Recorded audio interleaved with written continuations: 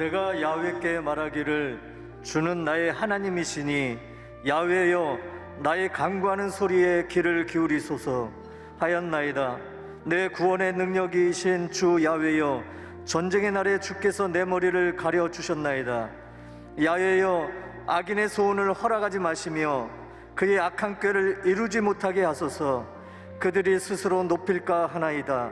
내가 알거니와 야훼는 고난당하는 자를 변호해 주시며 궁핍한 자에게 정의를 베푸시리이다. 진실로 의인들이 주의 이름에 감사하며 정직한 자들이 주의 앞에서 살리이다. 아멘.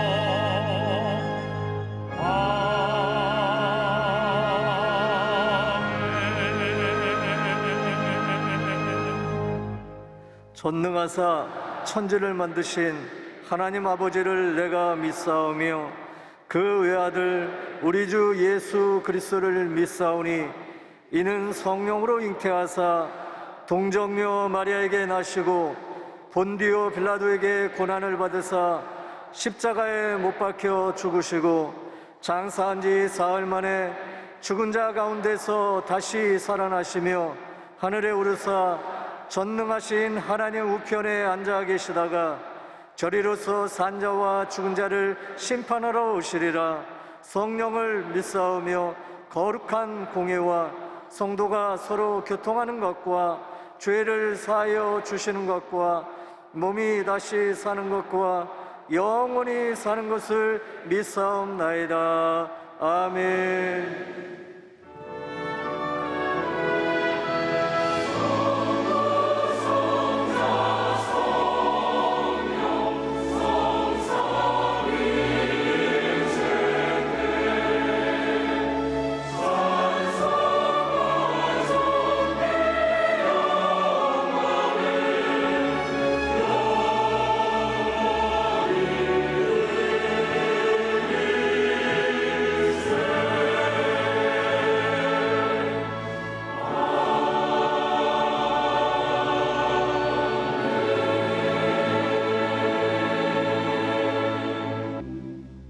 오늘 은혜 받으실 하나님의 말씀은 로마서 8장 26절에서 27절까지 말씀입니다.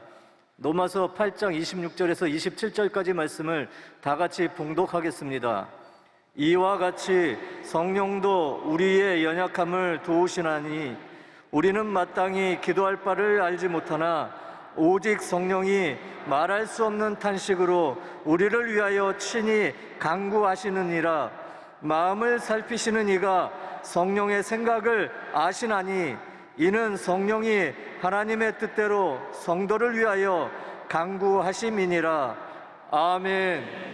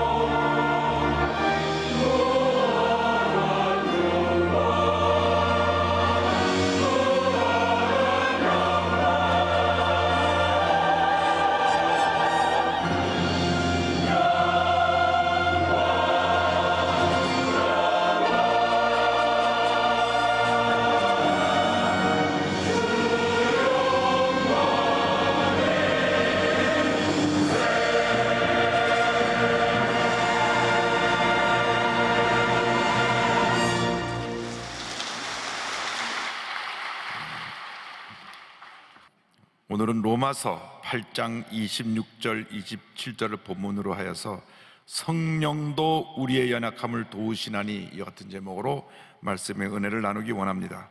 제목을 한번 크게 따라해 주시기 바랍니다. 성령도 우리의 연약함을 도우시나니, 성령도 우리의 연약함을 도우시나니.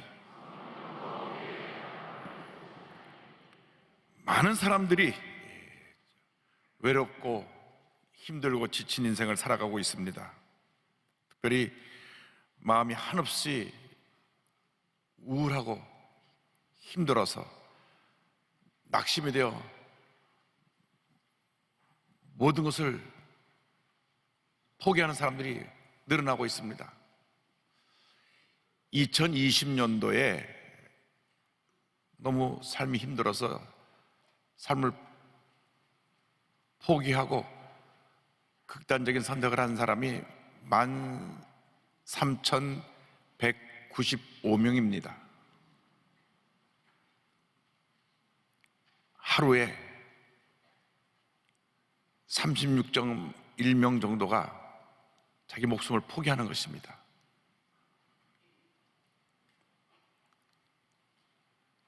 그러니까 2시간에 3사람 정도는 지금도 목숨을 포기하고 있습니다. OECD 국가 중에서 자살률 1위가 우리 대한민국입니다. 자랑할 것으로 1위가 돼야 되는데 좀 안타까운 현실입니다.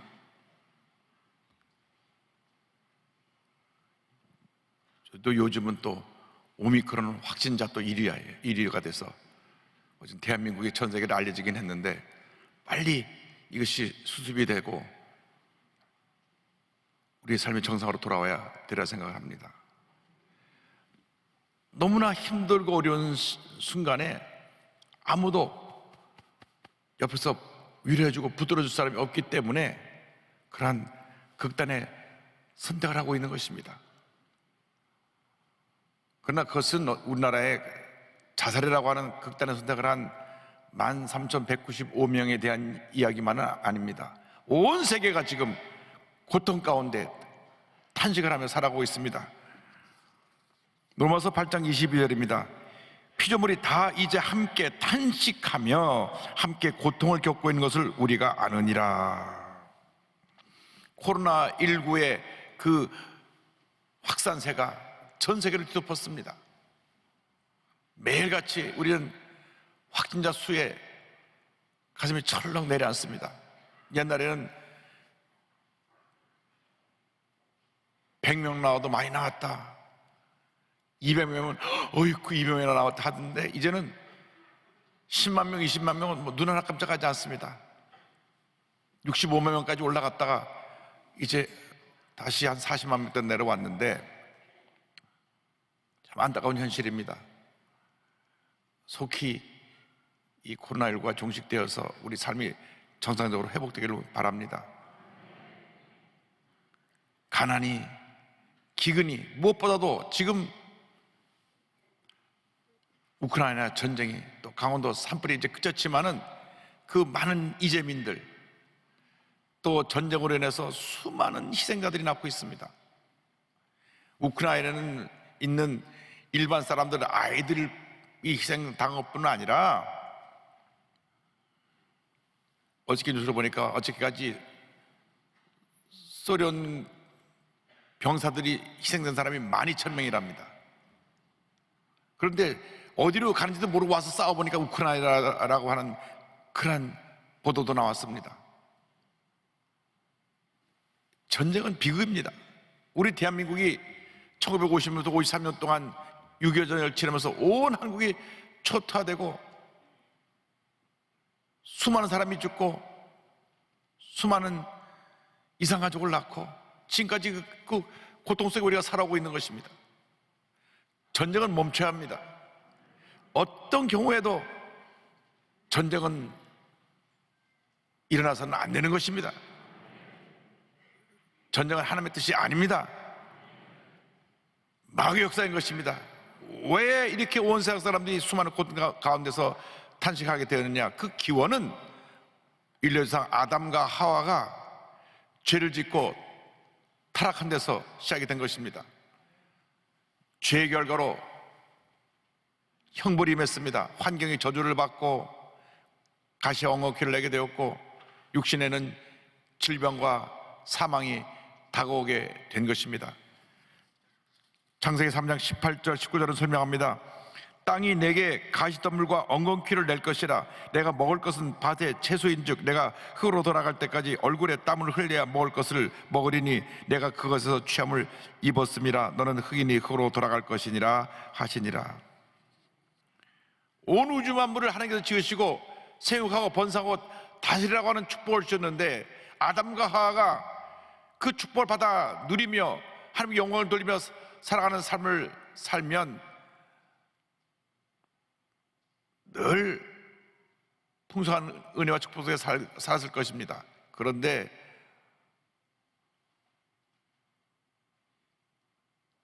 마귀의 꼬임을 받아서 하나님이 금하신 선악과를 따먹음으로 죄가 들어왔습니다.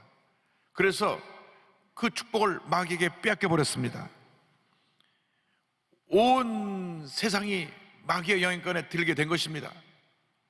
악한 원수 마귀가 공중권세를 잡고 지금도 온 인류를 파멸로 이끌어가고 있는 것입니다. 공기 오염으로 하늘이 죽고 토지 오염으로 땅이 죽고 물의 오염으로 강과 바다가 죽고 수많은 사람들이 각종 질병에 악성 바이러스의 기근에 환경의 재앙으로 전쟁과 다툼으로 죽어가고 있습니다. 요한복음 10장 10절에 도적이 오는 것은 도둑질하고 죽이고 멸망시키려는 것뿐이요 이렇게 주님 말씀하셨습니다. 마귀가 우리에게 온 것은 도둑질하고 죽이고 멸망시킨 것뿐입니다. 그러나 예수님이 오신 것은 우리를 살리러 오신 것입니다. 온 인류의 희망은 예수 그리스도이십니다. 예수 그리스도가 온 인류의 희망인 것입니다. 주님 요한복음 10장 10절에 이어서 말씀하셨습니다. 내가 온 것은 양으로 생명을 얻게 하고 더 풍성히 얻게 하려는 것이라. 예수님께서 오셔서 우리를 생명 얻게 하고 풍성한 은혜 가운데 살도록 우리의 삶을 인도해 주십니다. 예수님만이 길이요 진리요 생명이 되시는 것입니다. 주님 친히 말씀하셨습니다. 요한복음 14장 6절입니다. 예수께서 이르시되 내가 곧 길이요 진리요 생명이니 나로 말미암지 않고는 아버지께로 올 자가 없느니라. 그렇습니다. 예수님만이 우리의 길이 되시고 진리가 되시고 생명이 되십니다. 예수 믿고 우리는 주님 안에서 행복한 삶을 살아가야 할 것입니다. 그런데 예수를 믿는 그 순간 우리의 삶이 단번에 행복으로 바뀌는 것은 아닙니다. 우리가 육신을 입고 있는 동안에는 육에 속한 사람, 옛사람과 싸워야 되는 것입니다. 이 육신의 몸을 벗어버리는 날까지 우리는 끊임없이 옛사람과 죄와 싸워야 합니다. 주님 오실 때 우리의 몸이 완전히 속량되어서 영원한 몸으로 바뀌어지게 될 것입니다. 로마서 8장 23절입니다. 그뿐 아니라 또한 우리 곧 성령의 처음 익은 열매를 받은 우리까지도 속으로 탄식하여 양자될 것 곧 우리 몸의 속량을 기다리느니라.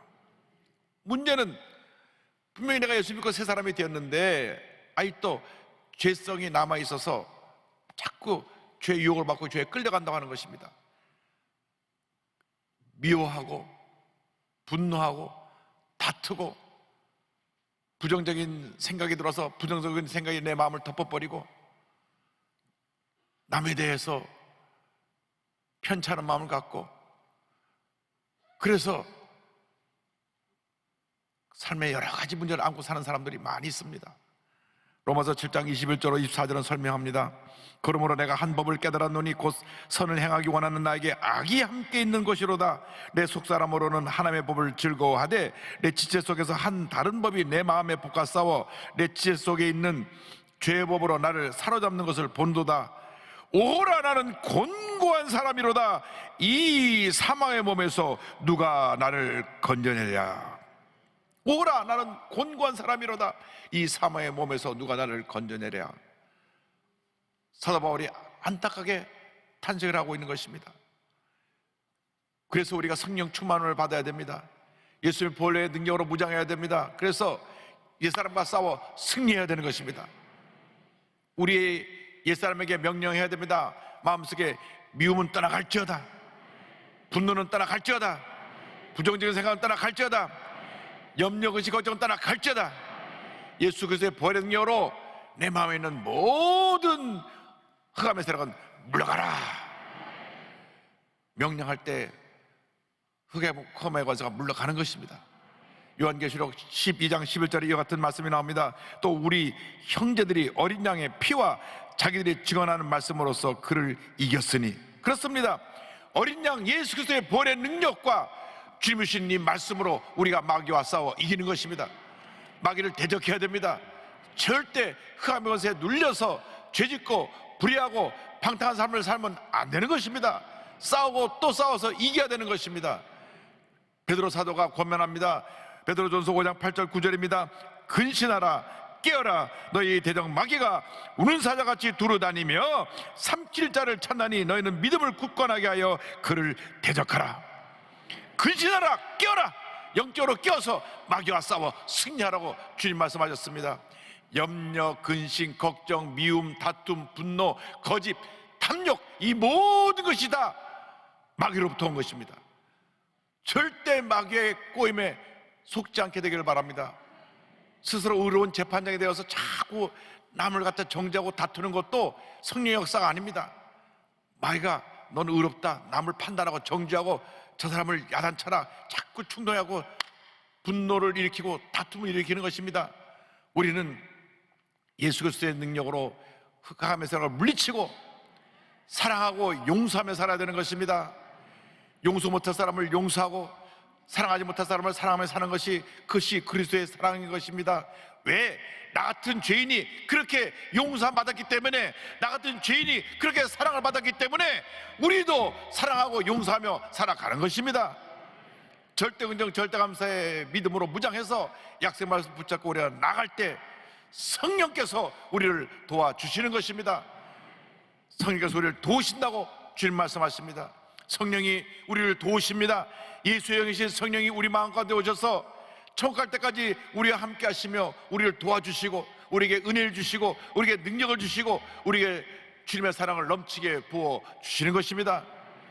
예수님께서 십자가 달리시기 전날 밤 마지막으로 제자들과 만찬하시면서 저들에게 말씀을 전하신 내용이 요한복음 14장, 15장, 16장에 나오는데, 이 세 장에 주님이 보내실 보혜사 성령에 대한 이야기가 여러 차례 언급되고 있습니다. 14장 16절입니다. 내가 아버지께 구하겠으니 그가 또 다른 보혜사를 너희에게 주사 영원토록 너희와 함께 있게 하리니.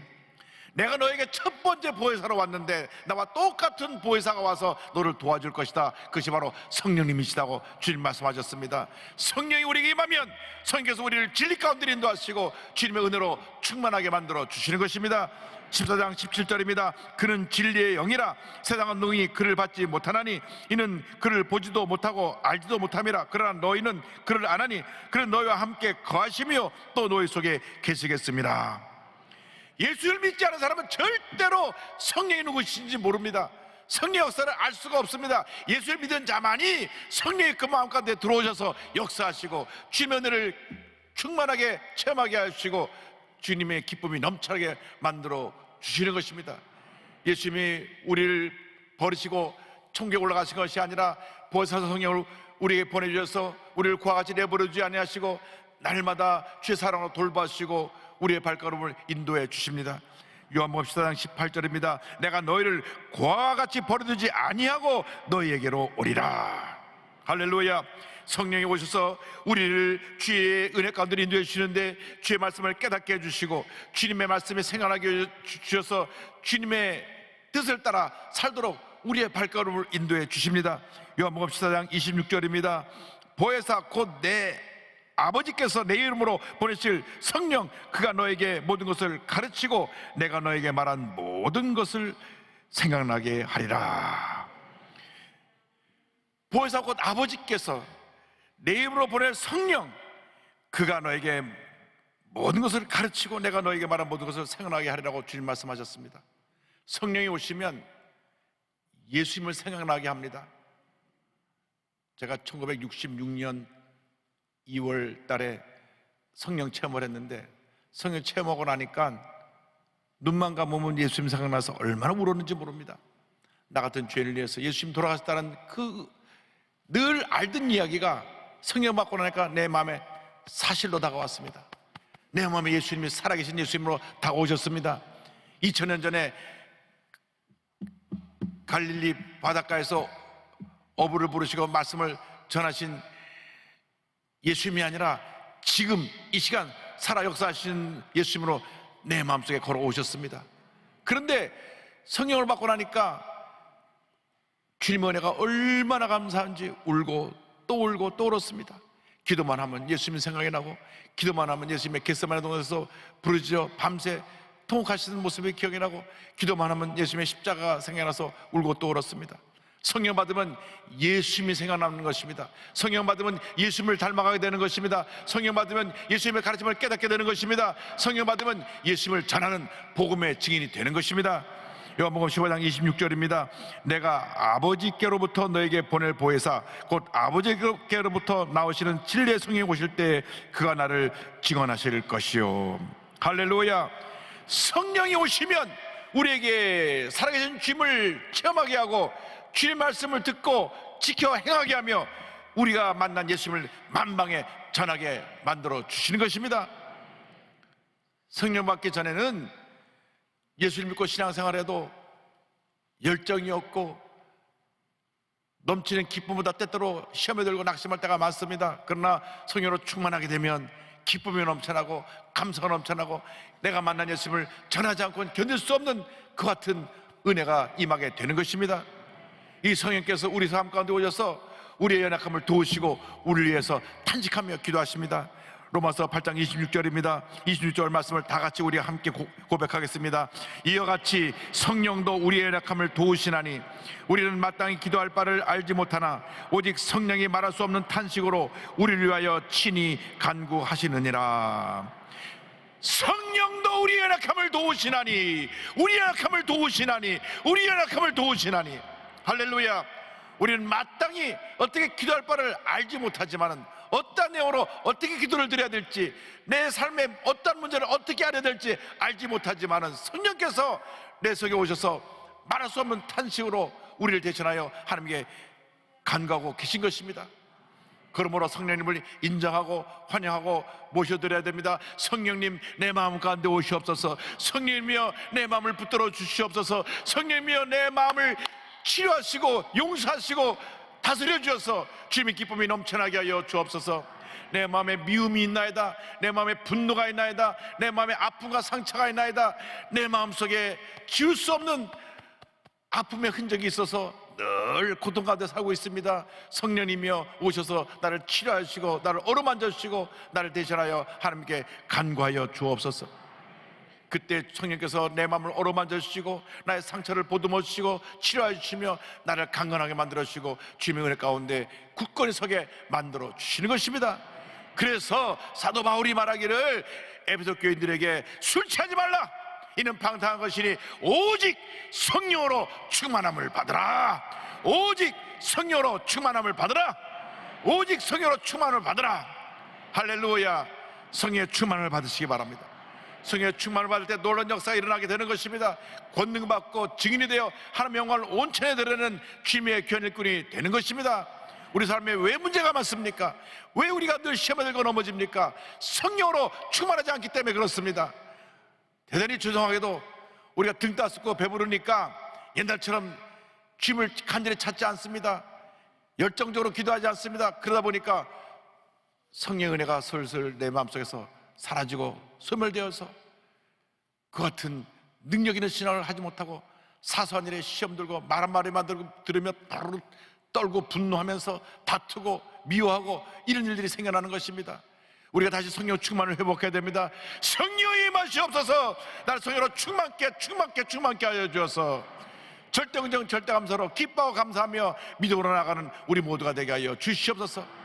이 어떤 복음의 증인들이 되기를 바랍니다.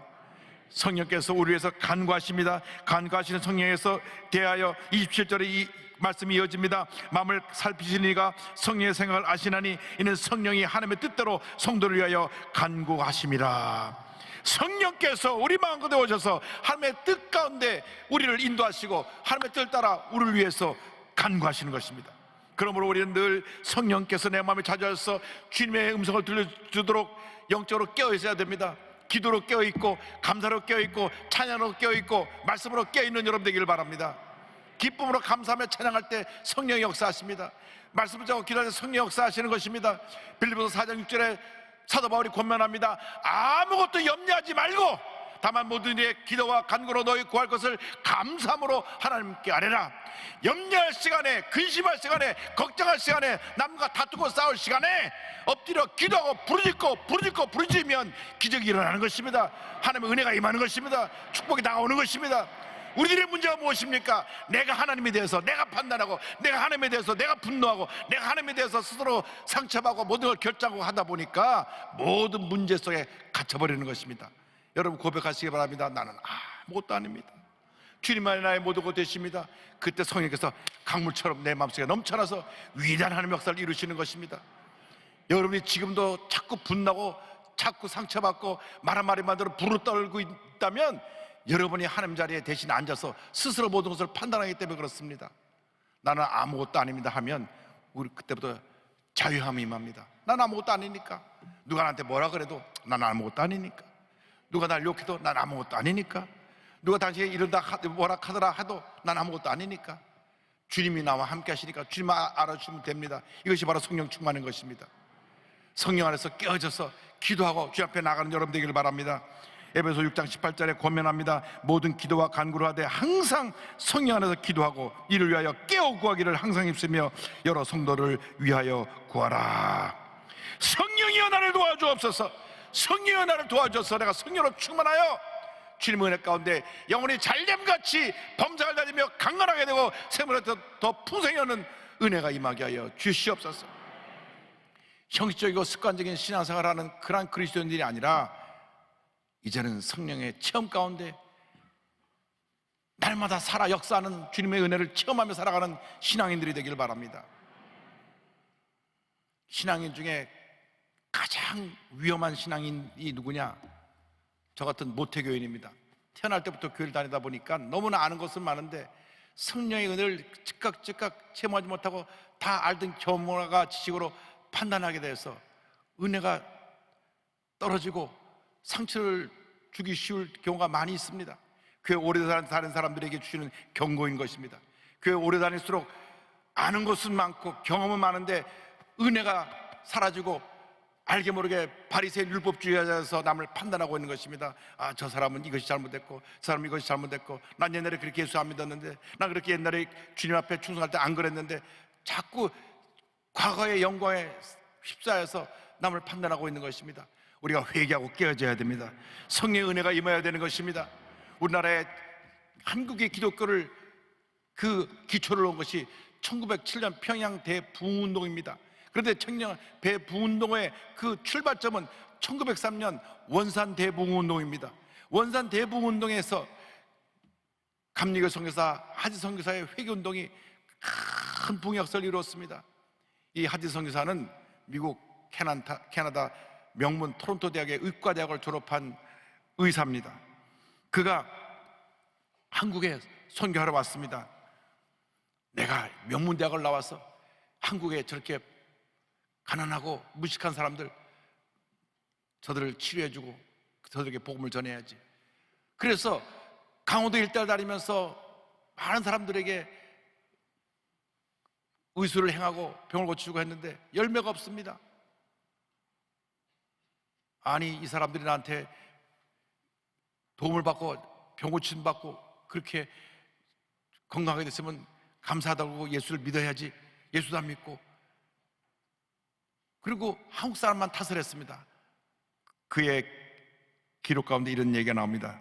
나는 3년 동안 강원도의 교회가 처음 세워진 곳에서 애써 일하 했으나 선교 사역에 실패했다. 이 실패감은 나에게 헤아릴 수 없는 타격을 주었고 이를 포기할 수밖에 없는 기진맥진 상태에 이르렀다.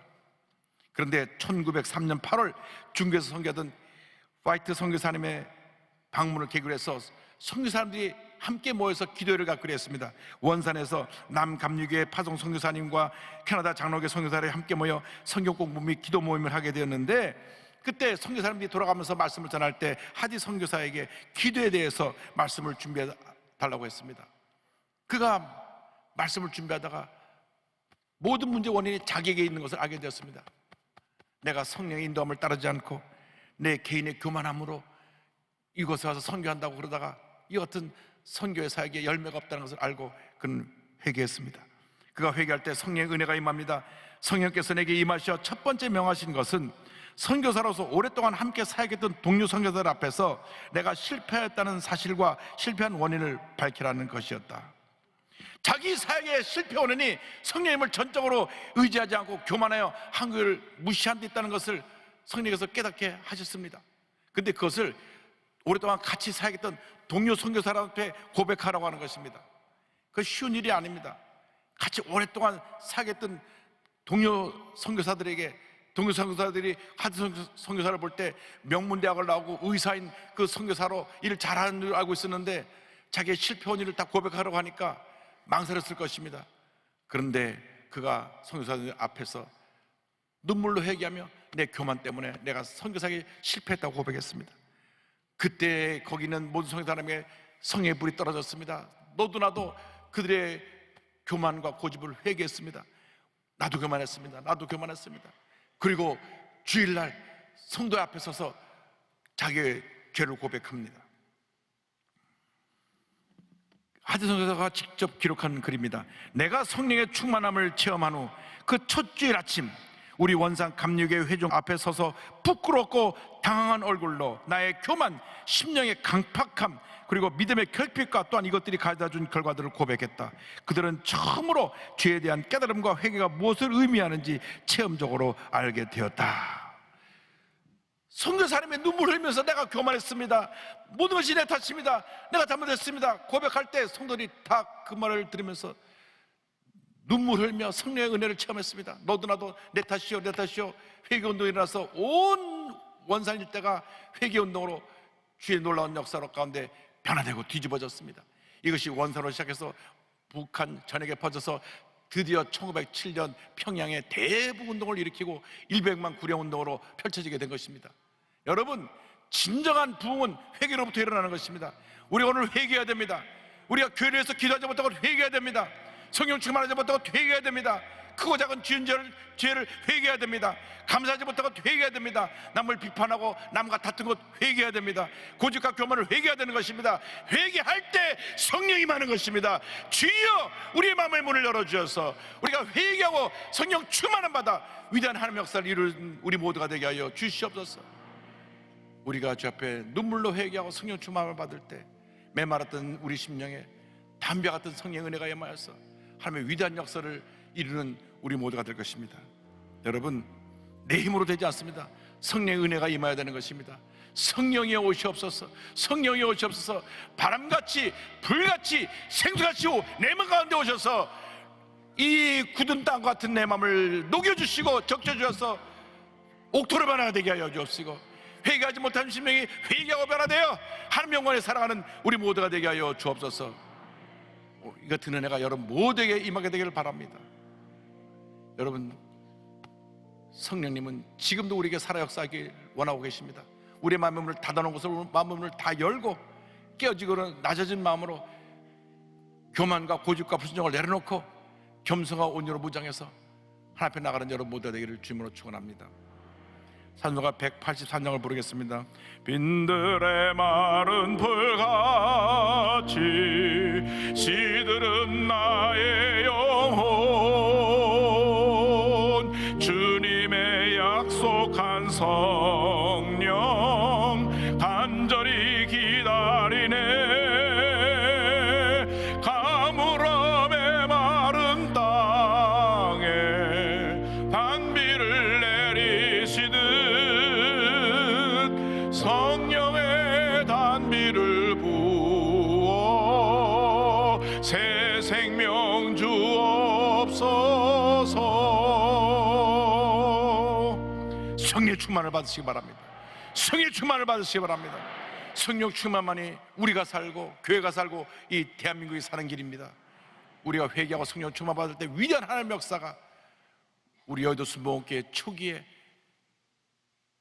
불광동에서 그리고 서대문에서 여의도에서 일어났던 놀라운 부흥 역사를 오늘 이 시간 우리 교회 가운데 다시 나타나게 해 줄 줄로 믿습니다. 기도하겠습니다. 사랑과 은혜와 자비가 무한하신 하나님 아버지, 우리의 고집과 교만과 불순종을 회개합니다. 용서하여 주옵소서. 우리가 다 성령으로 충만하지 못해서 회개하지 않고 늘 내 고집대로 살았기 때문에 많은 잘못을 했습니다. 용서하여 주시고 철저히 회개하고 변화되어서 성령 충만받아 위대한 하나님의 사람으로 쓰임받는 저희 모두가 되도록 은혜 내려 주옵소서. 예수님의 이름으로 기도 올리옵나이다. 아멘. 잠시 눈을 감고 고개를 숙이고 저희 이야기에 귀를 기울여 주시기 바랍니다. 인생은 한 번뿐인 인생입니다. 이 인생길에 예수를 믿는 것보다 더 큰 축복이 없습니다. 오늘 제가 예수님을 영접하기 원합니다 하신 분 계십니까? 예수 믿고 새 사람 되기 원합니다 하신 분 계십니까? 오늘 인도받고 나오신 분 계시면 자리에서 일어나시기 바랍니다. 또 영사로 예배된 곳에서 TV 앞에서 인터넷 앞에서 모바일 앞에서 가슴을 손 얹고 예수님을 영접하시기 바랍니다. 여러분, 운명이 바뀌어지는 시간입니다. 예수 믿고 나서 여러분의 일생 동안 하나님의 큰 축복이 임할 것입니다. 오늘 결심하신 분들이 믿음으로 이 기도를 고백해 주시기 바랍니다. 믿음의 고백으로 구원에 이르게 됩니다. 하나님 아버지, 저는 죄인입니다. 어디에서 와서 왜 살며 어디로 가는지 알지 못하고 방황하며 살았습니다. 제 죄를 위하여 십자가에서 죽으시고 부활하신 예수님을 제 구주로 모셔드립니다. 저는 하나님의 자녀가 되었습니다.